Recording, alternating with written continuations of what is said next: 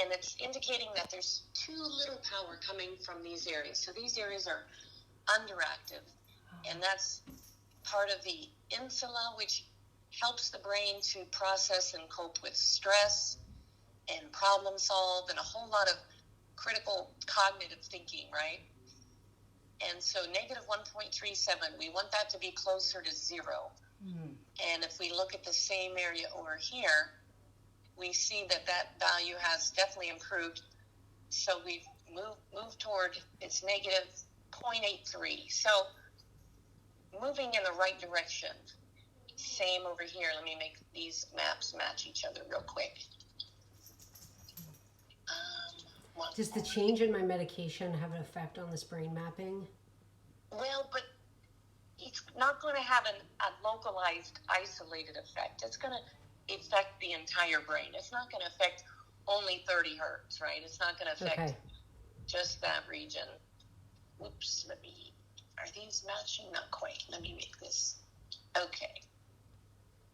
So let's look at this z-score here, negative 0.138, and now we're negative 0.81. So that's improvement. That's what we want to see, and that's what I expect to see after 10 sessions. So I'm going to make this map match this one again. Move this out of the way. Then why is my symptomatology going up if my brain is better? Well, so I remember, you had COVID. Yeah. And that's even the new maps that was recorded after your COVID, we still see some improvement. But, it's affecting different parts of the brain. Okay. Let's look here. Negative 0.128, negative 0.74. So again, moving in the right direction. Let's see here.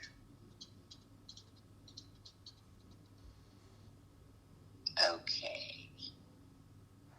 Negative 1.09, negative 0.29. So that's good. And we're kind of in that same area, part of that limbic lobe, right? Did you see that right there? Mm-hmm. So the limbic lobe is deep in the center parts of the brain, and it affects mood and also, again, coping with stress, dealing with, helping to stabilize mood, cope with anxiety and stress. And that's better? That's better.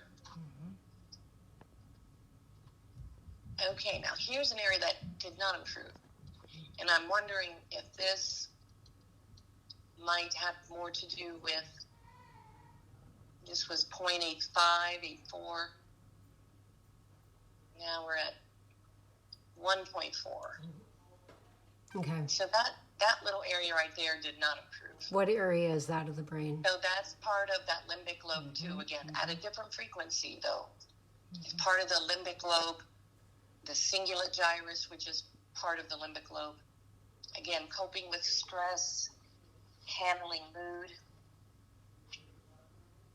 So there were some parts that look improved and others that do not. But like your physician was saying, COVID definitely affects the brain. And there are some of these changes we see here, some of the negative changes I suspect have to do with the COVID. What specifically? And there's no way COVID can make your brain improve. It's only going to worse, right? What were we going to say? What did you just say? So the COVID is only going to have a negative impact on your brain. It's not going to have to do with any of these improvements. The improvements we're seeing are definitely from brain training. Okay. But I suspect that some of the negative areas that we're seeing have to do with COVID. Can you tell me specifically in the limbic system where the negative areas are? Is it the medulla? Is it the insula? You said the insula got better. Is it the hippocampus? It's at a different frequency, but it's still part of the limbic lobe. So these are, see where it says time frame 26? Yes. That's those are neurons firing at 26 hertz or 26 cycles per second. And so, all the frequencies are important, but with this type of neurofeedback, we have to analyze, the software analyzes frequency by frequency. And what's more important is the part of the brain that was affected. Okay, so what? The experts are still sorting out, okay, which this frequency means. It's not as simple as this frequency means this and that frequency means that. They're all important, but it's the part of the brain that's most important. So there's still training to be done at the limbic lobe. So what time frame was I at my baseline on the first one in that area? These are all the same, 1 through 30 hertz. Okay. 1 through 30 hertz. So it didn't get worse, it just stayed the same. Well, let's look. Let's see, these maps match. So you always had a little bit of dysregulation, 0.98, and that area got a little bit worse, 1.6. Okay. But I'm seeing the time frame 26 and 26. Yeah, I have to make these time frames match in order to compare apples to apples. Got it. So it did get a little worse in the limbic lobe. And yeah. Is there a specific part of, like, I know the limbic system is made up of a bunch of different parts. So in that limbic lobe, what part of the brain is that? It's called Brodmann area 24. Yeah. Is that what could be? Cingulate gyrus, if you want to look it up. Okay, cingulate gyrus. That didn't get better, but the insula got better. And what about my amygdala? Did my amygdala get better? I didn't see. Let me see. Cingulate gyrus didn't get better. Hippocampus. I didn't see changes in that. Let me see where is the amygdala?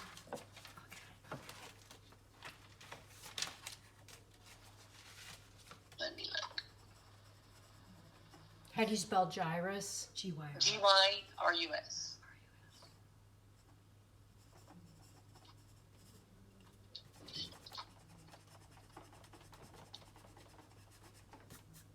Let's keep looking here.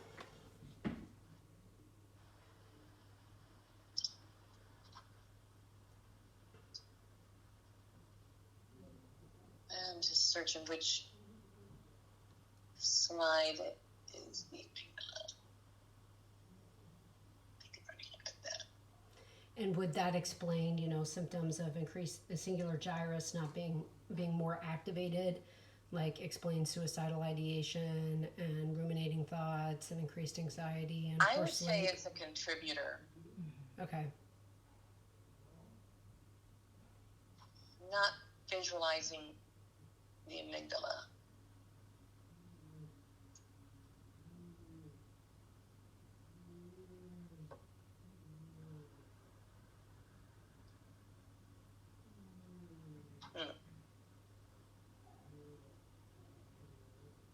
Let's see.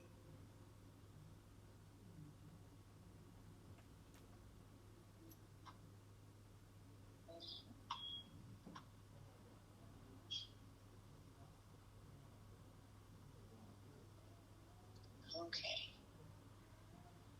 Well, let's see. Negative 0.89. Let's go to the same slide over here. Okay, negative 0.38. So your amygdala did improve. Okay.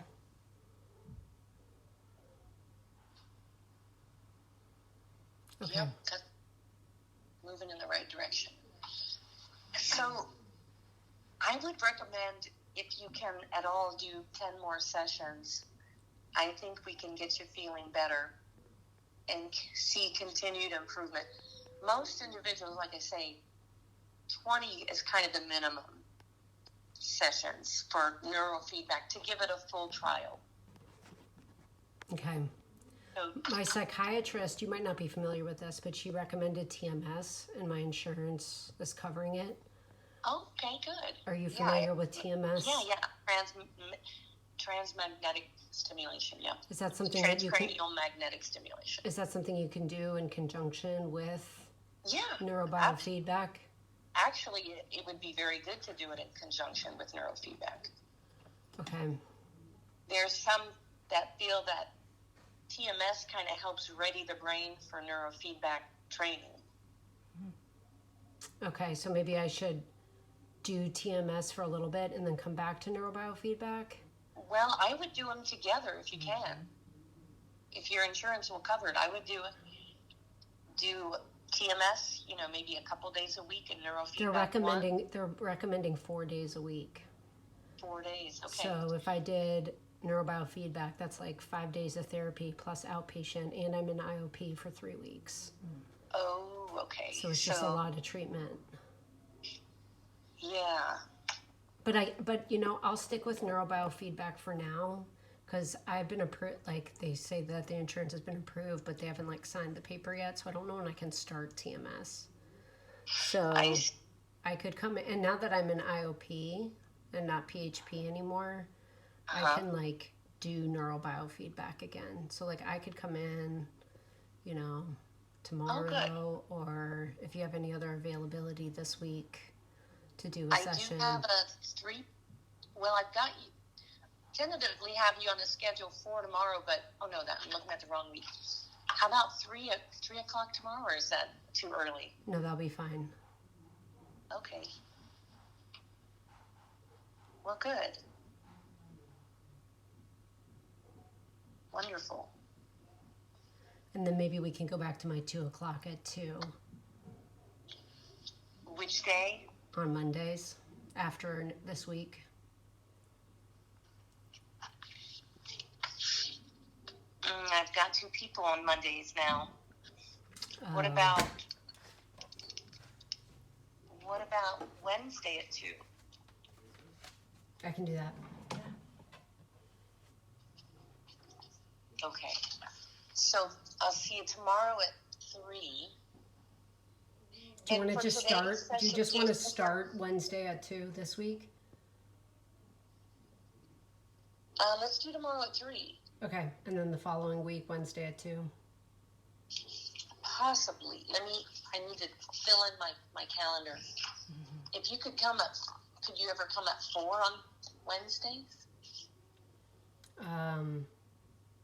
Possibly. Okay. I'm trying to fit it in between my son's nap schedule, and it's tough because his nap is 1 to 3. Mm-hmm. Gotcha. So maybe 4 would work. Yeah, but then he's up from nap, so I need to be watching him. Oh, gotcha. But conceivably, my husband 1 day a week could watch him at 4. Okay. Yeah, but we'll worry about next week. And so tomorrow at 3 should be fine. Sounds good. Very good. Now, is today covered under your insurance? Yes. Okay, good. Okay, wonderful. My mom wants to ask a question. Beth, just a really quick question. Since the singular gyrus showed negative results, is there any way you guys can factor in hormones in this?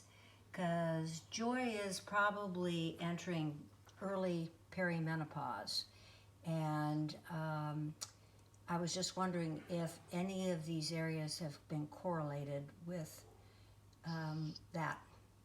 That would all be in the pituitary gland, right? Oh, probably. Yeah, so I don't know how the brain works. Talking about medications or hormones, definitely, the brain is affected, but it's never going to be in a localized, isolated region of the brain. It's going to be throughout the brain.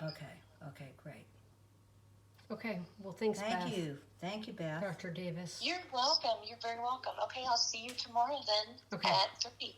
Okay, bye. Okay, thanks, Joy. Bye-bye. Bye.